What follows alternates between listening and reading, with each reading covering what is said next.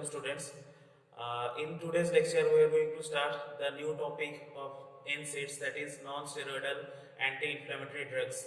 In previous lecture, we have covered the drugs about analgesic and antipyretic, and in somehow in analgesic और antipyretic हमने ये non steroidal anti inflammatory drugs और NSAIDs के बारे में थोड़ा बहुत जानकारी लिया हुआ था। ठीक है, तो आज उसी NSAIDs चैप्टर को हम डिटेल में पढ़ेंगे और डिटेल में पढ़ने के साथ साथ हम देखेंगे कि NSAIDs कहाँ पे यूजफुलनेस है और इसके साथ साथ वो NSAIDs कैसे काम करता है और ये क्यों हमारे लिए बहुत बेनिफिशियल है। ठीक है, तो स्टार्ट करते हैं आज के topic, that is non steroidal anti inflammatory drugs. और इसके चैप्टर के नाम से ही एक एक टर्म अगर अब अलग से समझते हैं तो बहुत आसानी से आप चैप्टर को समझ पाएंगे। ठीक है, तो सबसे पहले है that is non steroidal. Non steroidal means that is not steroid. Steroid किसे कहा जाता है?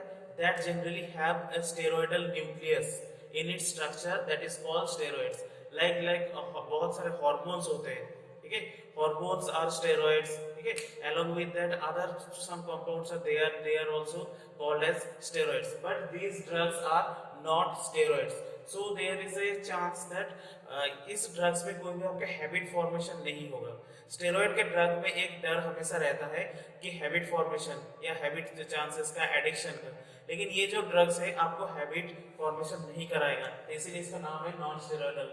एंटी इंफ्लेमेटरी मतलब जो इन्फ्लामेशन के अगेंस्ट में काम करता है, दैट इज एंटी इंफ्लेमेटरी। ठीक है, तो that is non steroidal anti inflammatory drugs. इसी के फर्स्ट टर्म नॉन से N, एस से स्टेरॉइड से S, एंटी से A, इंफ्लेमेटरी से I और ड्रग्स में D और S एक साथ जुड़ता है तभी जाके बनता है NSAIDs। ओके, तो NSAIDs के डेफिनेशन क्या है देखते हैं कि drugs that are widely used to reduce inflammation and pain and fever and occasionally other pain related problems। ठीक है दोस्तों, मेरे साथ साथ देखिए, पूरा बोर्ड को नहीं, मैं जिस एरिया को पढ़ा रहा हूँ बस उसी एरिया में फोकस कीजिए, बहुत अच्छी तरह से समझ पाएंगे क्या मैं पढ़ाना चाह रहा हूँ। ठीक है, वीडियो के लास्ट तक बने रहे तो देखेंगे पेन कैसे बनता है और किस हिसाब से हम उसे कम भी कर सकते हैं। तो अंदर से बहुत आसानी से फार्माकोलॉजी और फार्मास्यूटिकल केमिस्ट्री दोनों चीज आप समझ सकते हैं। ठीक है, तो generally drugs that are generally used to reduce the pain and other pain related problems, occasionally the inflammation में यूज होता है इसीलिए इन्फ्लेमेटरी, लेकिन इन्फ्लेमेशन के साथ साथ आता है पेन, तो इसीलिए पेन। और जो एंटी इन्फ्लेमेटरी और एनाल्जेसिक ड्रग्स होता है वो इस ऐसे टारगेट पे काम करता है, कहीं ना कहीं वो फीवर को भी कंट्रोल करता है, क्योंकि वो फीवर कुछ पेन रिलेटेड इशू से ही आता है।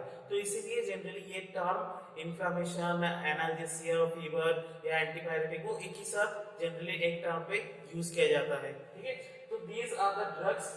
और ये वाइडली ड्रग्स क्यों है? क्योंकि इसके अंदर जो भी ड्रग है वो जनरली कहा जाता है OTC, maximum OTC, that is over the counter.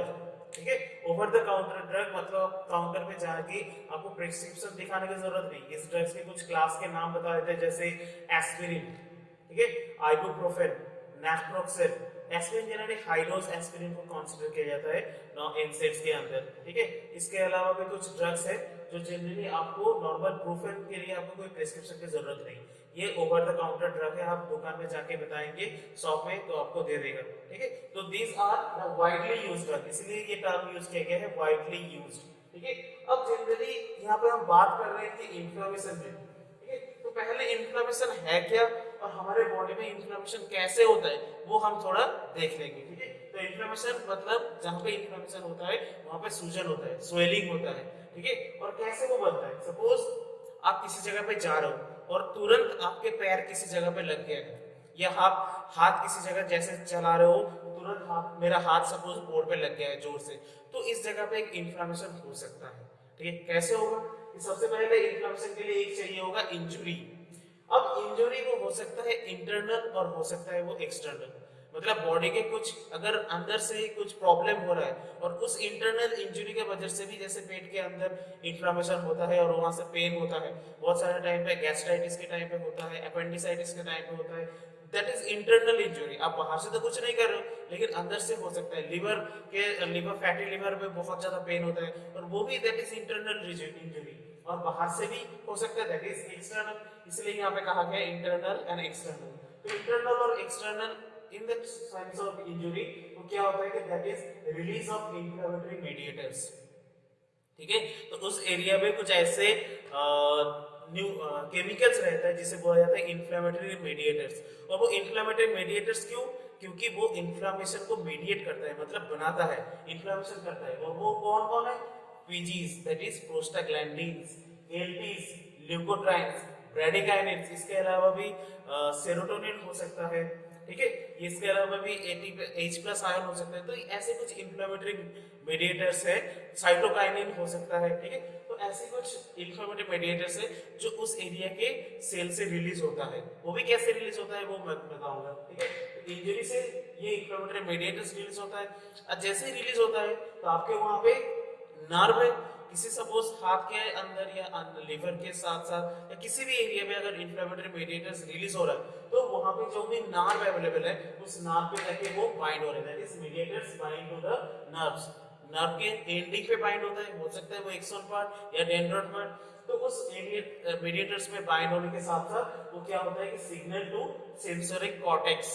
ठीक है, आपके ब्रेन में जो भी फ्रंट ब्रेन, मिड ब्रेन या फोर ब्रेन एरिया है, ठीक है, तो उसमें एक एरिया रहता है दैट इज कॉर्टेक्स। ठीक है, और कॉर्टेक्स के जो सेंसरी पार्ट है उस कॉर्टेक्स के सेंसरी पार्ट में आपका इंफ्लेमेशन मीडिएट होता है। ठीक है, और इंफ्लेमेशन को फील किया जाता है। तो वो जैसे ही signal nerve to nerve signal cross करके करके वो क्या होता है कि सेंसरी कॉर्टेक्स के फॉर्म में जाता है और सेंसरी कॉर्टेक्स में सिग्नल कैप्चर करता है और उस हिसाब से वो इंफ्लेमेशन करता है और इंफ्लेमेशन के जो भी फीलिंग है वो आता है। ये इन्फ्लेमेशन के फीलिंग के लिए, जैसे सपोज इन्फ्लेमेशन हो रहा है लेकिन आपको पता चल रहा है, कैसे पता चलता है? क्योंकि वो इंजरी होने के साथ साथ ये जो इन्फ्लेमेटरी मेडिएटर्स है वो मेडिएटर्स नर्व से बाइंड होके आपको एक सिग्नल भेजता है आपके ब्रेन पे और उस सिग्नल के बेसिस पे आपको पता चलता है कि इन्फ्लेमेशन हुआ है। ठीक है, अब इन्फ्लेमेशन होता क्या है एक्चुअली?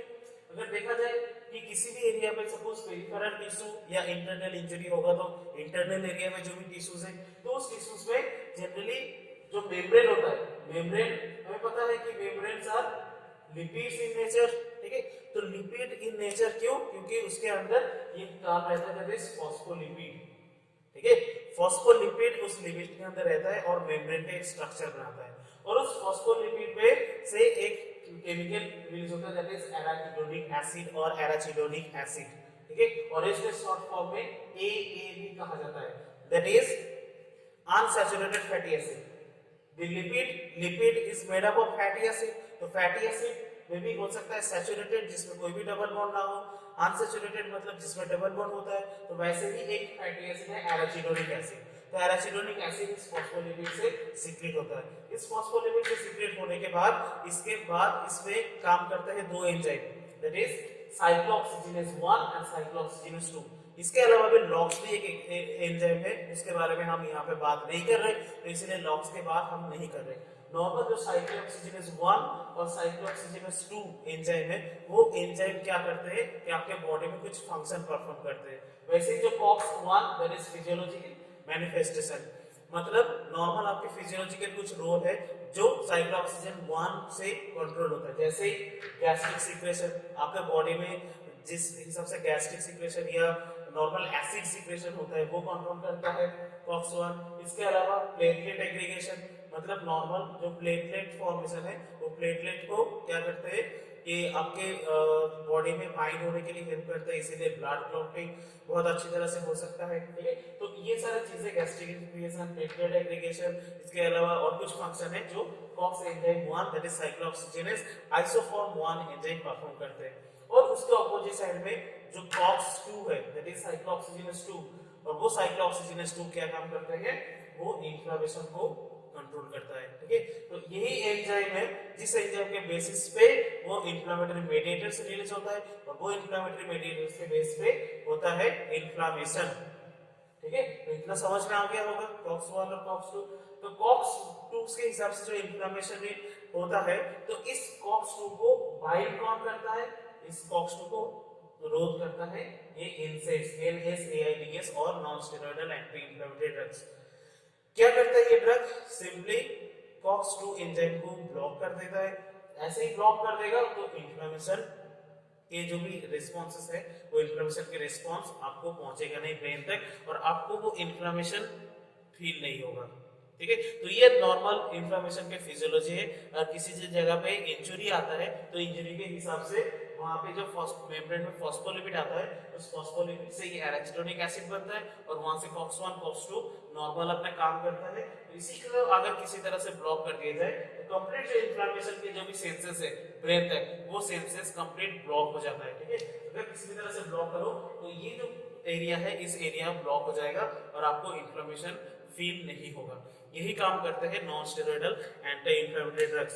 तो इसके बेसिस पे हम यहाँ पे किसको कहाँ हम यूज कर सकते हैं? अगर यूजफुलनेस की बात की जाए तो जनरली स्टेरॉयडल जो इंफ्लेमेटरी एजेंट्स होता है या एनाल्जेसिक होता है वो जनरली हाई पेन या नॉर्मल ज्यादा थ्रेशोल्ड के पेन पे यूज किया जाता है। और यहाँ पे जो non steroidal anti inflammatory drugs वो यूज किया जाता है सम कंडीशन लाइक हेडेक, ठीक है, टूथ एक यहाँ पे बता सकते हो, ठीक है, हेडेक, टूथ एक, नेक्स्ट पेनफुल पीरियड्स कुछ जो भी होते हैं इसके साथ साथ cold and flu, normal cold and flu में यूज किया जा सकता है, आर्थराइटिस में यूज किया जा सकता है, स्पॉन्डिलाइटिस में यूज किया जा सकता है, लीवर पेन में यूज किया जा सकता है, ठीक है, आपके पेट के उसे एब्डोमिनल क्रैम्प्स में कभी कभी यूज किया जा सकता है। तो ये कुछ कंडीशन है और यूजफुलनेस है जहां पे आप non steroidal anti inflammatory drugs आप यूज कर सकते हो। ठीक है, तो नॉर्मल जनरली डेली बेसिस पे हमारे ऊपर पेन आता ही है और बहुत सारे कंडीशन है जहां पे इन्फ्लेमेशन होता है। तो उस इन्फ्लेमेशन को कम करने के लिए और उस इन्फ्लेमेशन को कॉम्बैट करने के लिए जनरली जो नॉन स्टेरॉयडल ड्रग्स होता है that are non steroidal in nature उसे बोला जाता है non steroidal anti inflammatory drugs. और उसके अंदर कुछ ड्रग्स हम नेक्स्ट क्लास में पढ़ेंगे और नेक्स्ट क्लास में ड्रग्स के ब्रांड नेम, यूजेस और प्रॉपर्टीज देखेंगे। तो आज की क्लास और एक बार रिकैप करवा देते हैं कि हमने NSAIDs के फुल फॉर्म देखे, NSAIDs क्या होता है उसके बारे में बताया, तो इन्फ्लेमेशन क्या होता है और कैसे इन्फ्लेमेशन होता है उसको हमने जाना और इन्फ्लेमेटरी मेडिएटर्स के कुछ नाम हमने देखा और उसके साथ साथ दो एंजाइम का नाम जाना हमने, साइक्लोऑक्सीजिनेस 1, साइक्लोऑक्सीजिनेस 2, जिसके ऊपर ही जनरली NSAIDs ड्रग और non steroidal anti inflammatory drugs काम करता है इन्फ्लेमेशन को बंद करने के लिए। और उसके हिसाब से इन्फ्लेमेटरी एजेंट्स कहाँ पे यूज हो सकता है वो हमने देखा। नेक्स्ट क्लास में और भी इसके बारे में ड्रग्स के क्लासिफिकेशन और जो भी ड्रग्स डिटेल आपके सिलेबस में दिया है उसके बारे में हम पढ़ेंगे। तो thank you friends, thank you for your time and hope आपको ये वीडियो अच्छा लगा होगा। अगर कुछ भी आपको कमेंट करना है या कुछ भी चेंजेस करना है तो प्लीज आप कमेंट कीजिए। Thank you.